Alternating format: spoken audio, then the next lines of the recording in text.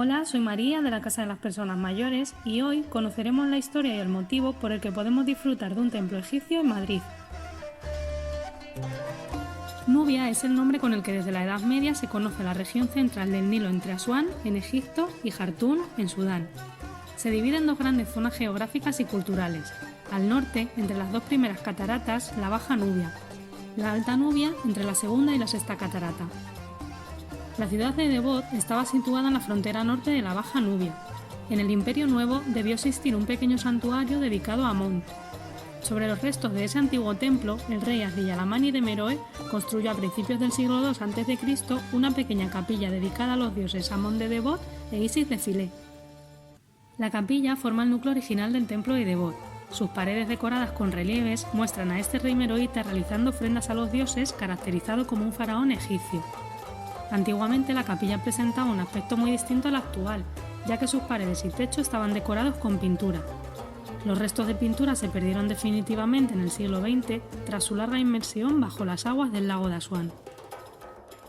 En el año 635, los templos de Filé fueron clausurados al culto pagano. Los pequeños templos de la Baja Nubia vinculados a la diosa Isis, entre ellos Devot, fueron cerrados y abandonados. Egipto y Nubia desaparecieron para el mundo occidental hasta que 11 años después, viajeros y aventureros redescubrieron para Europa sus antiguos monumentos. Hasta bien entrado el siglo XVIII, el conocimiento que los eruditos tenían de Egipto era una mezcla fabulosa de realidad y fantasía. Esta situación comenzará a cambiar en 1737, cuando dos exploradores recorrieron el Nilo. Aunque de lejos, tomaron apuntes rápidos del monumento.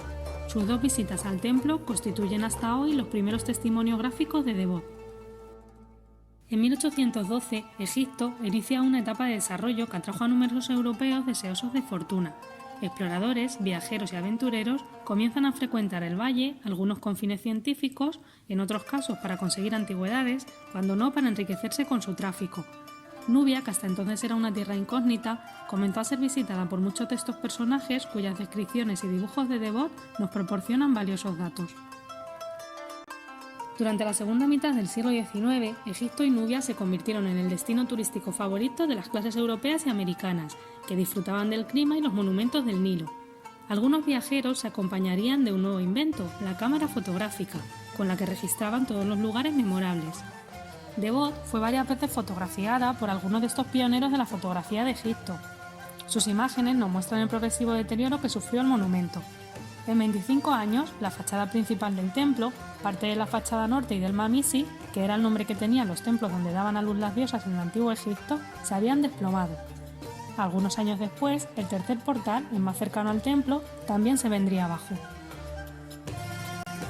En 1906, la más famosa guía de viajeros de la época atribuía la ruina del edificio a un terremoto que afectó la región, pero lo que las fotografías parecen mostrar es que el desastre fue más bien debido al continuo robo de piedras por parte de los habitantes de alrededores.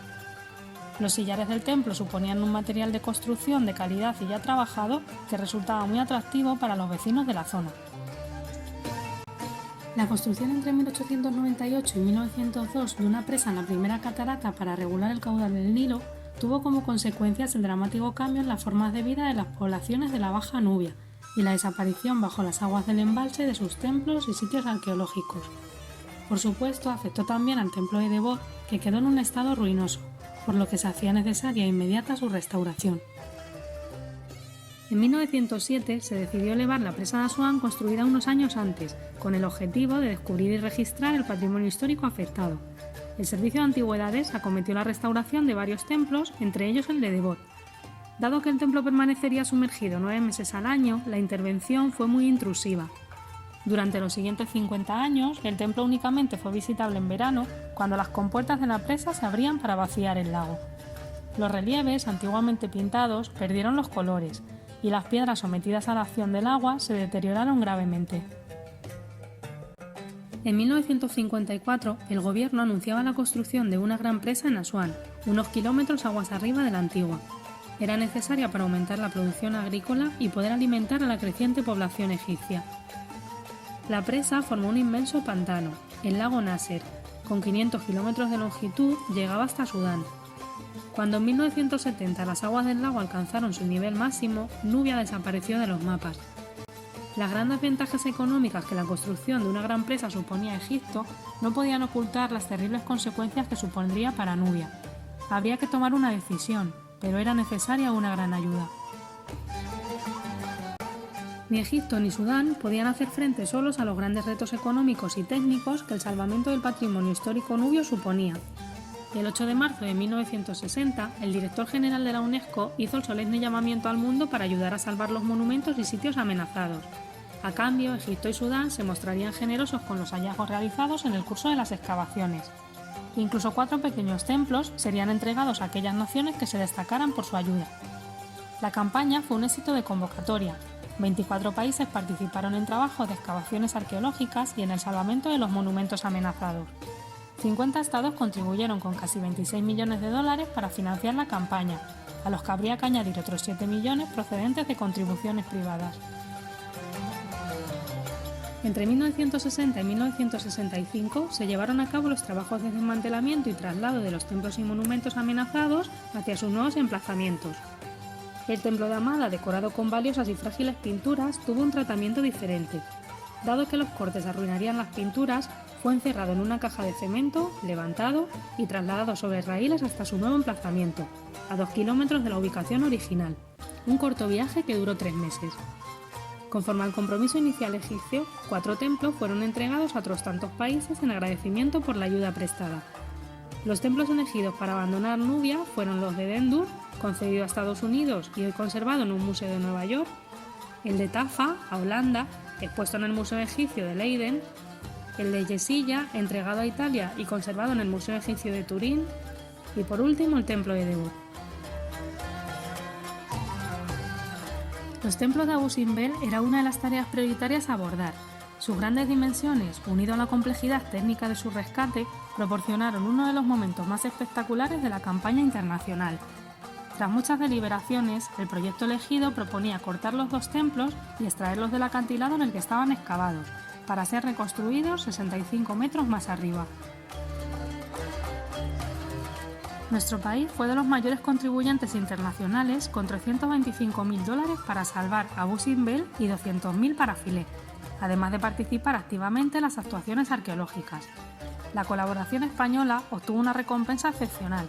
En 1968, Egipto hacía donación a España del templo de Debod. Mientras la nueva presa comenzaba a construirse, equipos de arqueólogos de distintas misiones internacionales se distribuían por el valle en una carrera contrarreloj. Apenas en 5 años, las aguas de la presa lo cubrirían todo.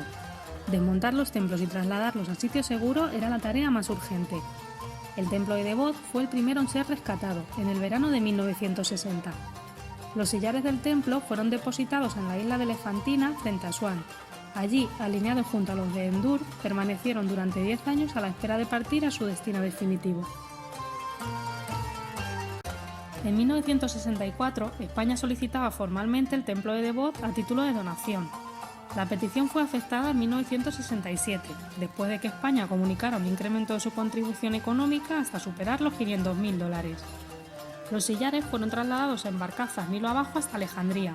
Allí fueron embarcados en el carguero Benissa, que zarpó el 6 de junio rumbo a Valencia.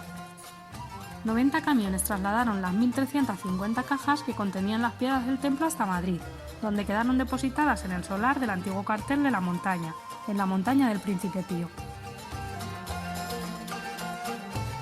La Huerta o Dehesa Florida era una gran finca situada al norte de la villa de Madrid, entre la actual Cuesta de San Vicente y la Puerta de Hierro. La montaña del Príncipe Pío fue el escenario de uno de los hechos más trágicos de la Guerra de la Independencia. El cuartel de la montaña adquirió protagonismo durante las primeras jornadas de la Guerra Civil Española. Atrincherado allí, con 1.500 soldados y un grupo de civiles, el general Fanjul proclamó el 19 de julio de 1936 el estado de guerra en Madrid. Cercado por las fuerzas del orden público y milicias obreras y bombardeado, el cuartel fue tomado a mediodía del día 20.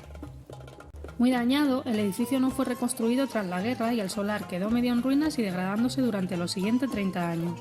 En 1970, el solar fue cedido al Ayuntamiento de Madrid para instalar en él el templo de Debod. Distribuidos en hileras concéntricas en el solar del cuartel de la montaña, los 1.356 bloques traídos de Egipto esperaban el momento de ser nuevamente remontados. Antes había que preparar el terreno, retirar algunas edificaciones del antiguo cuartel y construir la cimentación sobre la que se alzaría el monumento. La instalación del templo se efectuó en 2 fases. La primera, iniciada en octubre de 1970, se restauraron y montaron los bloques originales del templo y sus 2 portales.